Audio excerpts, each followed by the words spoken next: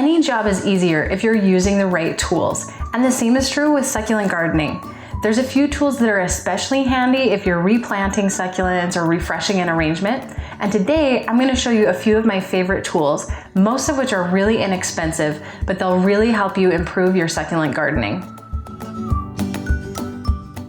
The first thing I want to show you is the mini garden toolkit. There's two different sizes, a bigger one and a smaller one. The bigger one is generally a little bit over $10 and the smaller one is usually a little bit under $10. So it just depends on what you're looking for.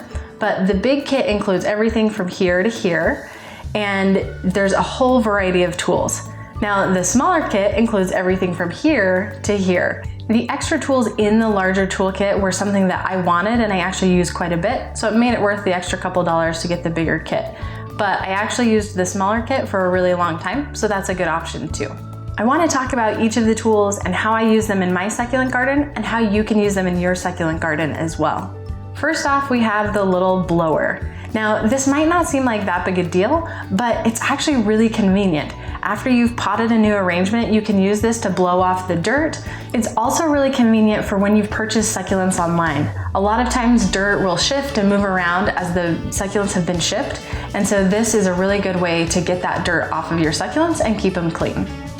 This tool, this little scoop, may not seem like a big deal, but it is awesome for scooping up soil and putting it into your potted arrangement. I don't actually use a shovel very often in my succulent gardening. I use this scoop the most. I'll use it to scoop out soil, and sometimes I'll even use it to scoop out top dressings to place on top of my arrangements. The kit also comes with two different kinds of tweezers, and these come in handy a lot. Whether it's pulling out little rocks from the top of an arrangement after you've planted it, or even reaching underneath your succulents to remove dead leaves. There's a lot of uses for the tweezers. The next thing is this tiny little scoop.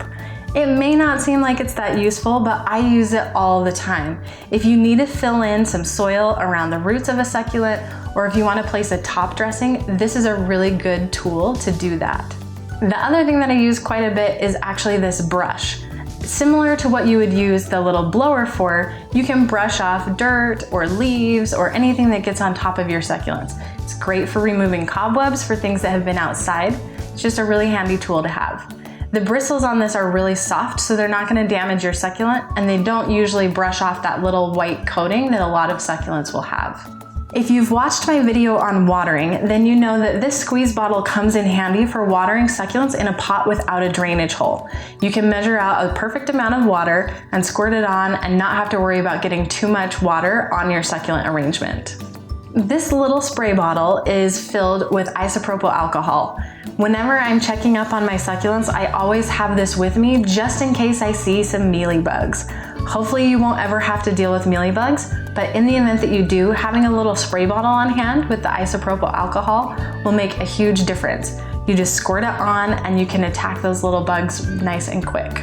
Next up are the funnels. I use a funnel to help apply top dressings in between succulents. So sometimes there's some hard to reach places where I can't use my scoop very well.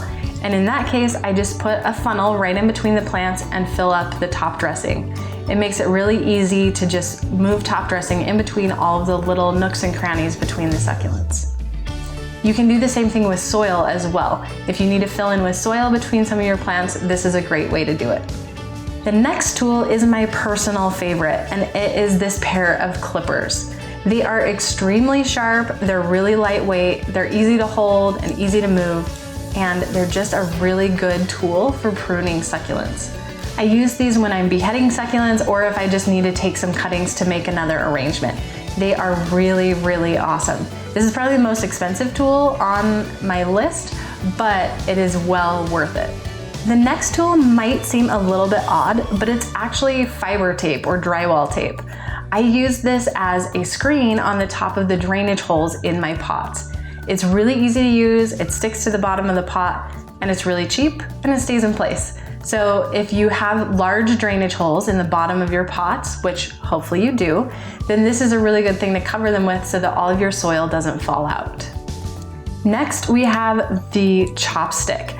I have so many of these on hand. Every soil order from Bonsai Jack comes with a chopstick, and I get a lot of soil. So this comes really handy when you're trying to make a hole in like a wreath, or even just in an arrangement. You can kind of dig around with the chopstick, make a hole, and then put your cutting in.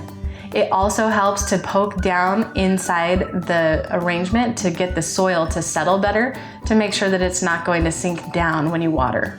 The next tool I want to show you is a great way to add drainage holes to a pot that doesn't already have a drainage hole, and that is a diamond-tipped drill bit. The bit here has diamonds all along the edge, and this works really well for drilling through ceramic and even glass to add a drainage hole. There's what the packaging looks like. The one that I use is a 1/2 inch size. I feel like it's big enough that it allows for a lot of drainage in the pot, but it's not so gigantic that I feel like all the soil is gonna fall out. This particular bit will usually drill through about 10 pots before it needs to be replaced. This is super handy if you like to shop at thrift stores for pots, or if you want to use things like mugs or glasses to plant your succulents. You can easily add a drainage hole with this. The last tool is something that is probably going to be new to most of you and maybe a little bit surprising, and they're called pot toes. And what these are is it's just a little piece of plastic that you stick underneath a pot to keep it raised off of the ground. These are especially helpful outdoors when you're watering succulents on a cement pad or on your deck or patio, and you want to keep the pot up off the ground to allow for better airflow. Also, if you live in an area that gets a lot of rain, this will help your pots drain even better and allow them to dry out more quickly.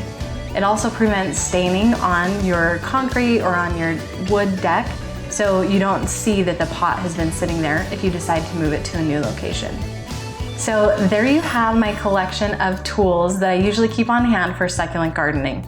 Again, not all of these are things that you're gonna need, but I do highly recommend this mini garden toolkit because it just has a lot of really versatile items that will help make your succulent gardening and repotting or replanting a lot easier. Thank you so much for watching this video. Leave a comment below and let me know what your favorite succulent tool is, or the tool that helps you most when you're gardening. Be sure to hit the thumbs up if you liked this video, share it with all of your succulent loving friends, and be sure to hit subscribe so you can keep learning even more about succulents. We'll see you next time.